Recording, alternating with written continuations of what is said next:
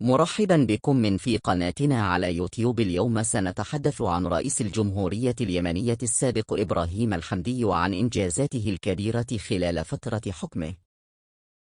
ولد الرئيس إبراهيم الحمدي في مدينة تعز في اليمن عام 1949، وكان يعتبر أحد أهم الشخصيات السياسية في اليمن، حيث نجح في تحقيق إصلاحات اقتصادية وسياسية كبيرة خلال فترة حكمه، وحقق الاستقرار الأمني والسياسي في البلاد.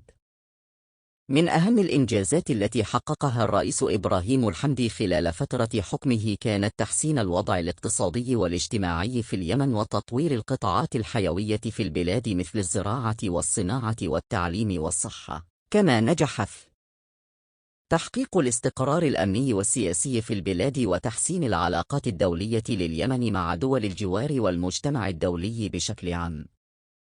ولو كان الرئيس إبراهيم الحمدي عاش الآن، فإنه من المحتمل أن يكون قد واصل تطوير البنية التحتية للبلاد وتعزيز العلاقات الدولية لليمن مع دول الجوار والمجتمع الدولي.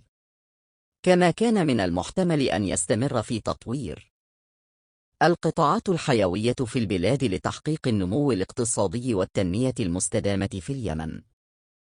وفي المقال المرفق سنتحدث بالتفصيل عن حياة وإنجازات الرئيس إبراهيم الحمدي، وسنوضح بشكل أكبر الإنجازات التي حققها خلال فترة حكمه. كما سنتحدث عن تأثير فترة حكمه على اليمن وعلى المنطقة بشكل عام. ونأمل أن يكون هذا المقال مفيداً للجميع في فهم تاريخ اليمن وتطوراته الحديثة. شكراً لكم على متابعتكم، ونتمنى لكم وقتاً ممتعاً في مشاهدة قناتنا.